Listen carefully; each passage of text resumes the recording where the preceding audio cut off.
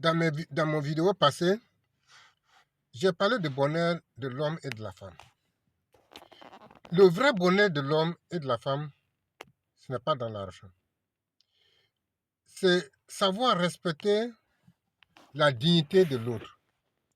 Vivre la sincérité dans le couple, la franchise. Aimer l'autre comme toi. Souvent, nous croyons que c'est en gagnant l'argent, à travers la richesse, qu'on peut devenir heureux. Dormir dans une maison climatisée, rouler dans une voiture climatisée, alors que tu peux avoir tout ça et puis devenir malheureux. Tu peux trouver quelqu'un qui dort dans une case, mais il est plus heureux. Voilà, dans le couple,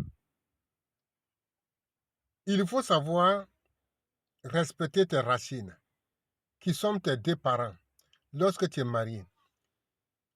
La femme que tu as mariée, ses parents, tu dois les considérer comme tes propres parents. La femme aussi doit considérer tes parents comme ses propres parents.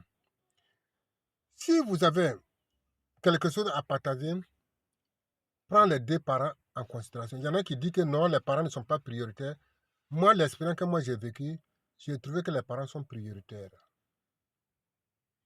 Si mes deux parents, ils ont souffert et j'ai fait tous mes besoins sur eux, ma mère a passé 9 mois avec grossesse et puis souffrir pour m'élever. Aujourd'hui, moi, je mange, je dors et je dis que mes parents ne sont pas prioritaires. Lorsque un homme est blessé dans son identité vraie, même s'il devient millionnaire, même s'il donne dans l'or, sur le diamant, il devient malheureux. Vous le savez tous. Et nous avons appris la leçon que quand Adam, Dieu avait tout fait pour lui, mais il était triste. Quand Dieu a créé la femme qui lui ressemble, il est devenu heureux. Voilà, l'homme et la femme, quand les deux vivent dans la vérité, sur le regard de l'amour vrai, sans tromperie, considérer ta femme comme ta sœur, considérer ton mari comme ton frère, considérer ta belle-mère et ton beau comme tes propres parents, vice-versa, Dieu ne peut pas ne pas fleurir sa bénédiction sur vous. Des fois, j'entends certaines personnes dire, moi je t'ai marié, mais je n'ai pas marié tes parents. Et il y a dans le couple aussi, il y a certaines femmes, lorsqu'on s'intéresse de leur famille, il ne se plaint pas, mais lorsque l'homme veut porter un secours à ses parents, elle devient triste et révolte. Si nous voulons être heureux, vivons dans la vérité, vivons dans la pureté pour attirer la bénédiction de Dieu sur nous. Personne ne peut voler la bénédiction de Dieu, personne ne peut tromper l'autre.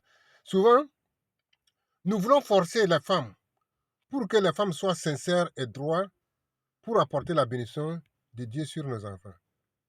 Souvent, on dit que non, si la femme est propre, elle est claire, que la bénédiction de Dieu ne peut pas tomber sur ses enfants. Mais si l'homme vit dans le désordre, il utilise les enfants des autres pour faire son plaisir n'importe comment. Vous croyez que cette bénédiction vous croyez que cela peut tirer la bénédiction sur nous, même si la femme est droite? Donc, Dieu veut que l'homme et la femme vivent dans la vérité. Dieu veut que l'homme et la femme soient égaux dans le respect des droits. Les 10 commandements ne sont pas faits pour l'homme ni la femme, mais pour les deux, pour attirer la bénédiction de Dieu sur nous. Aujourd'hui, ce message-là, je vais arrêter ici parce que si je reviens sur ça, c'est parce que certaines personnes voudraient que j'insiste sur la bénédiction de Dieu dans le couple. Donc, voilà ce message que je peux partager un peu sur vous. Désormais, peut-être je vais venir sur mes propres témoignages avec mes parents. Voilà ce que je vais vous laisser comme message ce matin.